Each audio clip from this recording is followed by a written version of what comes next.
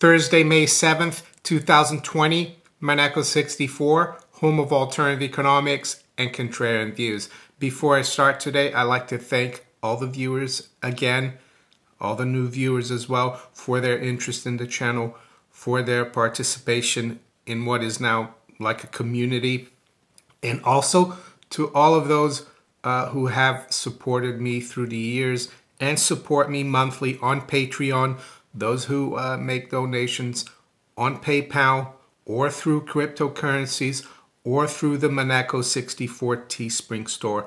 I appreciate it. It helps. It keeps the channel going. It allows me to spend more and more time doing these videos in order to help inform the public about the current state of our monetary world, how our monetary system is so fragile.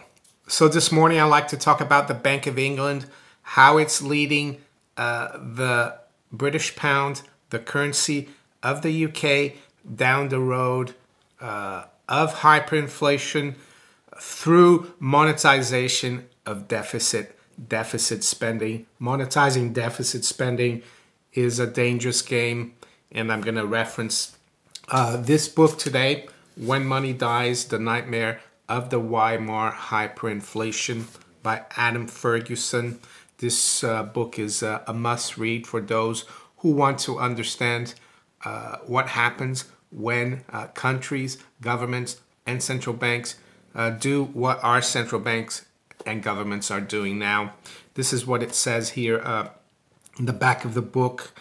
And at a time of acute economic strain, it provides an urgent warning against the addictive dangers of printing money, shorthand for deficit financing, as a soft option for governments faced with growing unrest and unemployment.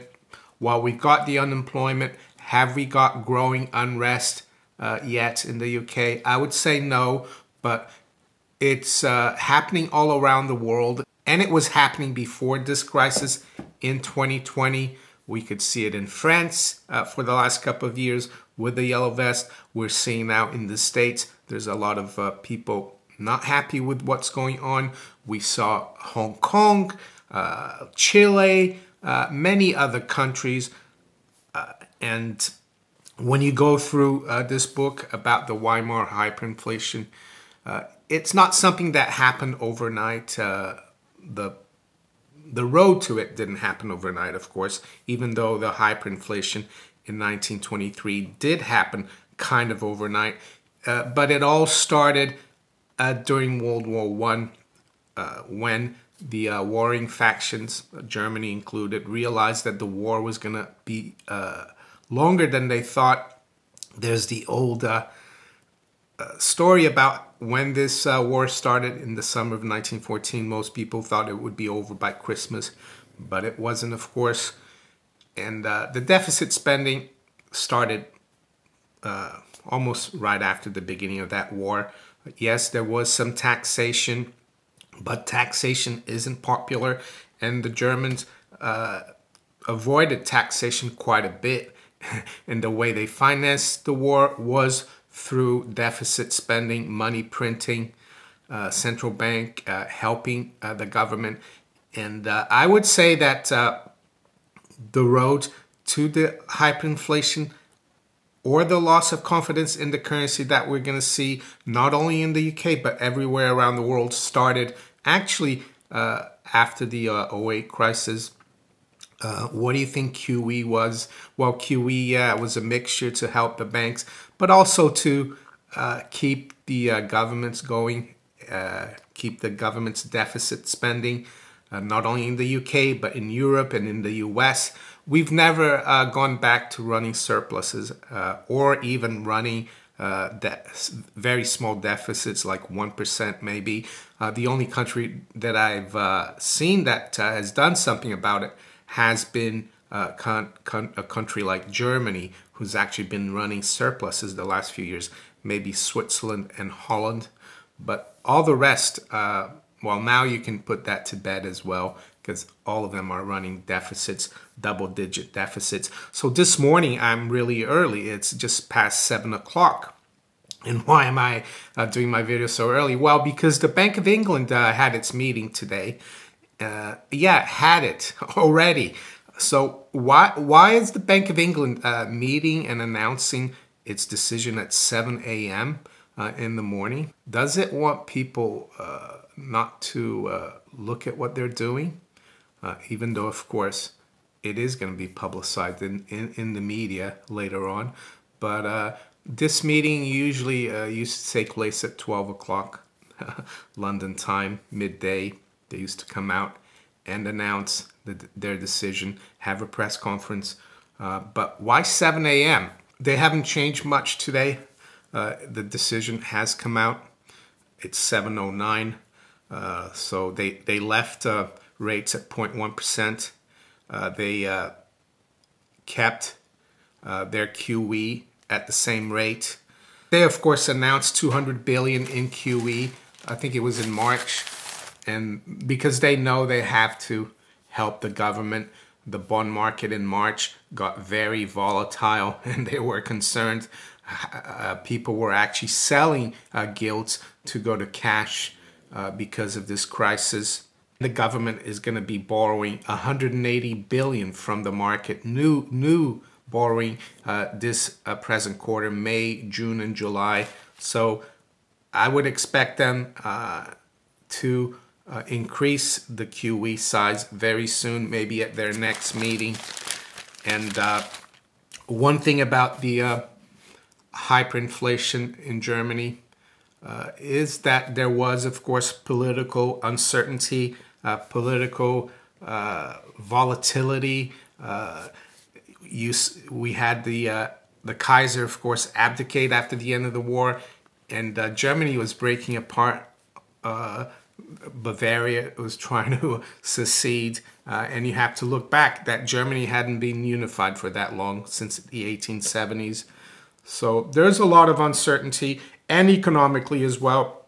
The reparations, all the debt, the deficit spending was weighing on the economy. So the economy wasn't doing well. And you hear a lot of mainstream economists and the bankers, and they don't seem to be worried about the situation right now, about the fact that all this money printing is going on, that the UK is going to issue almost 30% of GDP in debt in this quarter, in this second quarter. I mean, if ever there was deficit spending, that is it. So, yeah, as I said, most economists think that an economy has to be growing for us to see inflation and hyperinflation. But it's the complete opposite. It's usually an economy that is in a depression, where there's high unemployment. So we've got all the perfect ingredients, and I'm not saying it's a good thing, but they are the perfect ingredients for the loss of confidence in the currency. It's not going to happen linearly.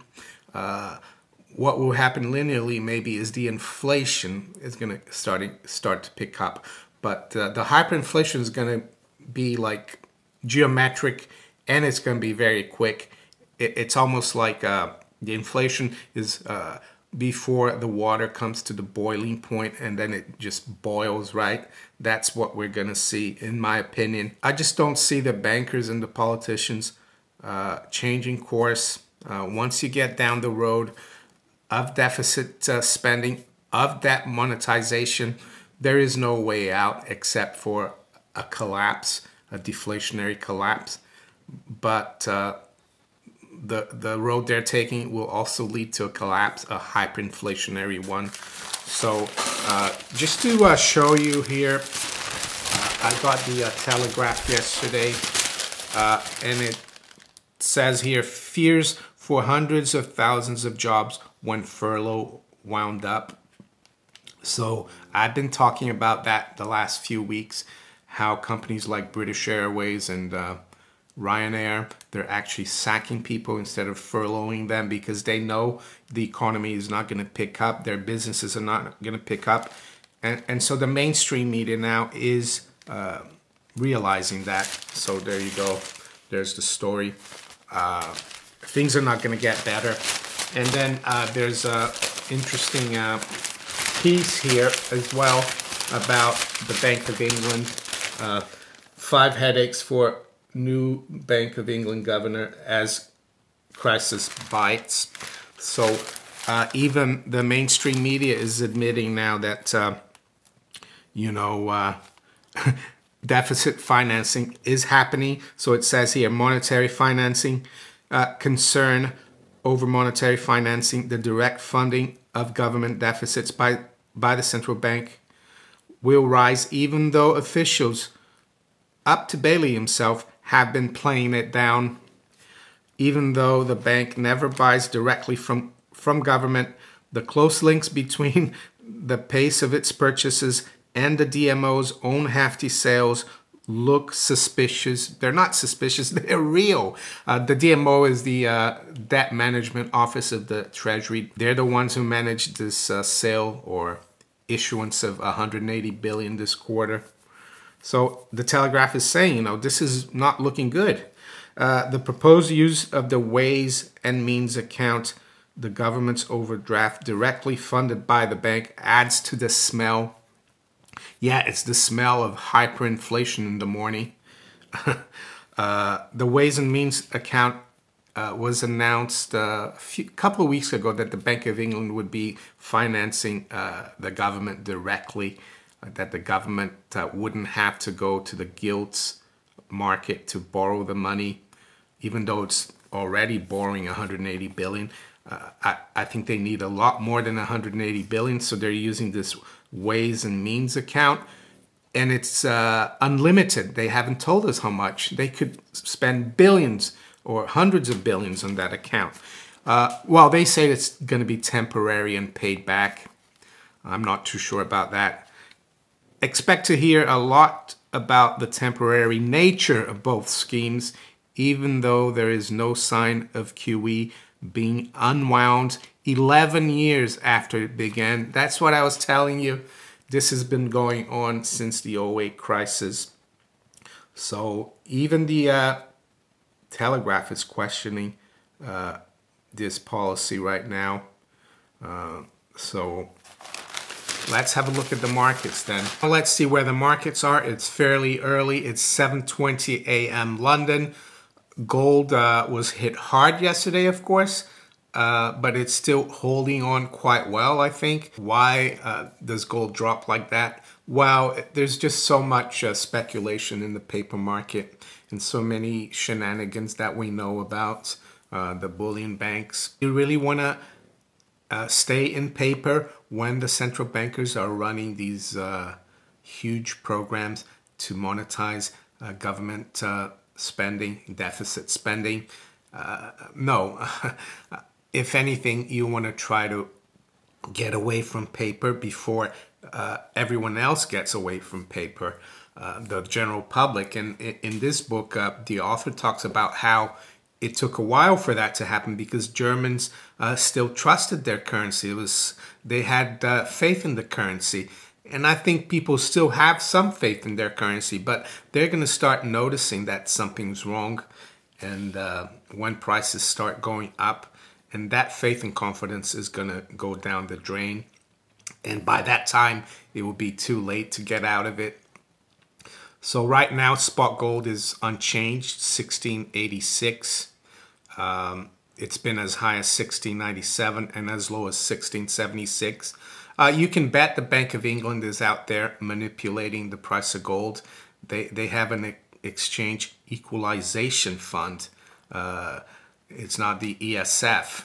So they're in the same game as the Fed. And of course, the Bank of England holds a lot of gold for other central banks. They hold about 5,000 tons. So they're at the heart of the manipulation with the Federal Reserve Bank of New York. Why would they want to manipulate gold? Well, they want to keep the British pound from not looking too bad. Because if the British pound goes down against gold a lot, people start, asking questions. So, or the price of gold going up, of course, in pounds. And I'm sure, though, there's a lot of people already asking questions, and that's why we're almost at 1,400 in pounds. And 2 years ago, we were around 1,000. Silver, yeah, it's still depressed below 15. But one thing I would say, it held yesterday, even though gold was down about 1%. Silver was actually firm, unchanged to slightly higher. Right now, we're up 10 cents at 14.95. Stock market, of course, looks like the Dow is having a tough time getting back above 24,000. Right now, the futures is up 100 points or 0.5% at 23,759. Rest of the stock market is up around the same. The S&P futures and the NASDAQ 100 future. The pound is fairly steady, unchanged, 123.55. The FTSE is at 58.50, unchanged. And Euro, 107.96, that's unchanged. The dollar is up slightly versus the yen at 106.29. And the price of oil is down about 1%, WTI at 24.69. The 10-year yield is down 1.2 basis points at 0.7. So there's a note saying, I think it was Santiana, he said, those who don't learn the lessons of history are doomed to repeat it. And unfortunately, I think we're doomed to repeat Weimar Germany. Of course, all the policymakers, politicians, central bankers, economists, they're going to say, oh no, this time it's different. We're going to exit this program very quickly. But here we are 11 years after starting QE and we haven't exited that. I remember the Queen of England a few years ago going to the Bank of England, and she asked them, it was around a few years after the crisis, she said, how come no one saw this coming? And I think she's going to be asking the same question again in a few years' time. If you enjoyed this video, make sure you hit the like button. Please share it far and wide. Think about subscribing to the channel if you haven't yet. And you can also follow me on Twitter, Facebook, and all these other platforms below. I wish you all a great day. Take care. Bye.